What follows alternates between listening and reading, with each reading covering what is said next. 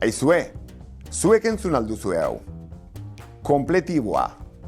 Ela, zehar galdera, en eta al partikula. Kaixo lagunok, zer modu zabiltzate? Saio honetan galdera jakin batzuk landuko ditugu. Zuzenean esaten direnak eta zeharka esaten direnak. Aspaldi gure herrian film bat egin zuten eta grabazioa oso esperientzia polita izan zela gogoratzen dut. Hori bai, ez dakit pelikula batean berriz parte hartuko dudan. Aizue, zuek parte hartu alduzue pelikula batean. Ostatuko Ramonek berri bitxi bat irakurri du egunkarian. Aizue, zuek entzun alduzue hau. Zer gertatu da ba? Telesail bat grabatuko dute gure herrian. Nola?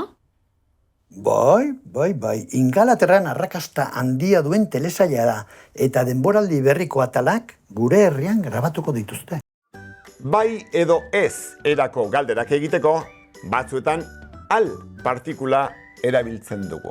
Aditza trinkoa bada, aditzaren aurretik jartzen da al. Adibidez, ondo altzaude? Berandu aldator trena?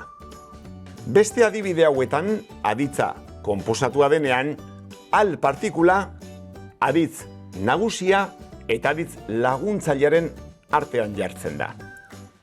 Entzun alduzue albistea? Ikusi alduzu telesail berria?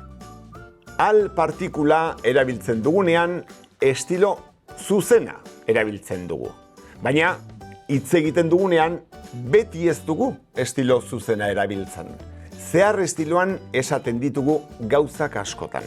Orduan, erabiltzen ditugu aurretik ikasi ditugun atzizkiak. Oraintxe gogoratuko ditugu. Adibidez, informazioa zeharka ematen dugunean, beste batek esan diguna kontatzen dugunean adibidez, eta mendeko esaldiak zer galderari erantzuten dionean, ela atzizkia erabiliko dugu. Kasu hauetan, perpaus konpletiboak osatzen ditugu. Zer galderari erantzuten dioten esaldiak dira. Adibidez, Ramonek esan du telesaila gure herrian grabatuko dutela. Zer esan du? Telesaila gure herrian grabatuko dutela. Uste dut zuzendariak casting bat egin nahi duela. Zer uste dut? Zuzendariak casting bat egin nahi duela. Bestetik galderak zeharka egiten ditugunean, hau da, zuzenean galdetzen ez dugunean, zehar galdera erabiltzen dugu. Horrelakoetan, mendeko esaldian galdera bat dago. Orduan, aditzari en atzizkia jartzen digu eta ea partikula ere erabila aldugu. Zehar galderetan, al partikula ez da inoiz erabiltzen. Ikus adibideak. Entzun alduzue albistea, galdera zuzena. Ramonek galdetu du ea entzun duzuen albistea, zehar galdera. Aktoreak etorriko dira ostatura, galdera zuzena. Jakin nahi dute ea aktoreak etorriko diren ostatura, zehar galdera. Aukeratu zein den galdera zuzena. Entzun alduzue albistea. Hala, galdetu dizuet ea entzun zuen albistea. Hori da, entzun alduzue albistea.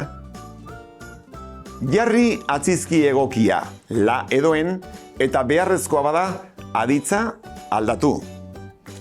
Ramonek esan du telesaila hondartzan grabatuko dute la. Ramonek galdetu du ea zuek entzun duzuen albistea. Jakin nahi dute ea aktoreak etorriko di eren ostatura. Uste dut zuzendariak casting bat egin nahi du ela.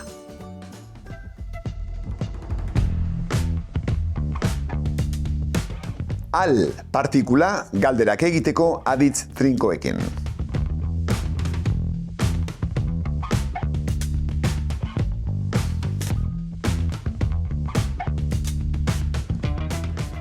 Al partikula galderak egiteko aditz konposatuekin.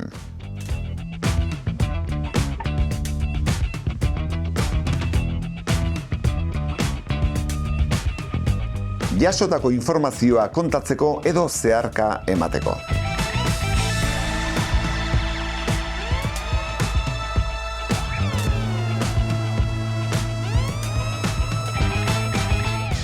Galdera zeharka kontatzeko edo egiteko.